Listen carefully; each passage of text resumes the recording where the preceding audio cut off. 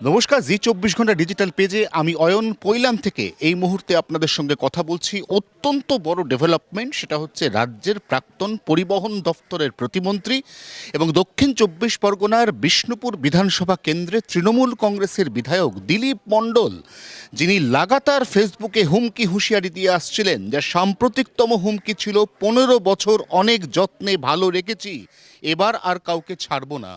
এই বিতর্কিত মন্তব্যের পরিপ্রেক্ষিতে তার বিরুদ্ধে স্থানীয় থানায় চারটি এফআইআর দায়ের হয়, যার মধ্যে 2টি জামিন অযোগ্য ধারা রয়েছে। এই অবস্থায় তার কাছে দুটো রাস্তা খোলা ছিল। দিলীপ মণ্ডল থানায় গিয়ে আত্মসমর্পণ করতে পারতেন, অথবা তার বাড়িতে পুলিশ আসা অবশ্যম্ভাবী ছিল। প্রথমটা তিনি করেননি, তাই অবধারিতভাবেই দ্বিতীয়টা ঘটল, অর্থাৎ দিলীপ মণ্ডল তার পৈলানের বাড়ি, সেই বাড়ি এই মুহূর্তে কার্যত ঘিরে ফেলেছে কেন্দ্রীয় আধা সেনা।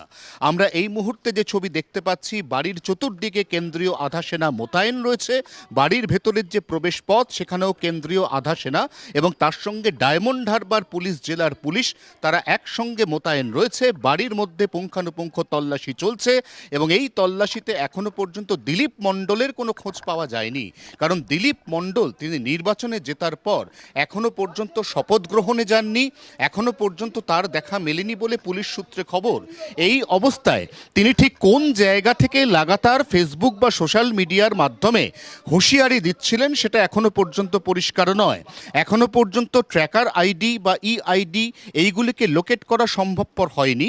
অতএব দিলীপ মণ্ডলের বাড়িতে এই মুহূর্তে যারা রয়েছেন, অর্থাৎ তার আত্মীয় স্বজন, তাদেরকেই জিজ্ঞাসাবাদ করে জানার এবং বোঝার চেষ্টা হচ্ছে দিলীপ মণ্ডল এই মুহূর্তে কোথায়। আমরা একদিকে যেমন কেন্দ্রীয় বাহিনীর এই ছবি দেখতে পাচ্ছি, তেমনই তার পাশাপাশি আমরা আরেকটি ছবি দেখতে পাচ্ছি, সেখানে বেশ বড় সংখ্যক পুলিশ বাহিনী ডায়মন্ড হারবার জেলা পুলিশ থেকে তারাও কিন্তু এখানে আসছেন। তার মধ্যে অবশ্যই রয়েছেন তদন্তকারী সেই সমস্ত আধিকারিকরা যে থানাতে দিলীপ মণ্ডলের বিরুদ্ধে চারটি এফআইআর রুজু হয়েছে। আবারও বলছি, যার মধ্যে 2টি জামিন অযোগ্য ধারার মামলা। সেই মামলার পরিপ্রেক্ষিতে দিলীপ মণ্ডলের এই চোখ ধাঁধানো আলিশান বাড়ির ছবি দেখা যাচ্ছে। বাড়ির ওপর যে কাঁচের রেলিং, তার ওপর বাগান, এই বাড়ির ভেতর সুইমিং পুল রয়েছে, এই বাড়ির ভেতর বিশাল বড় লন রয়েছে। অর্থাৎ দিলীপ মণ্ডল, তাকে এই মুহূর্তে খুঁজে পাওয়াটা অত্যন্ত দরকার।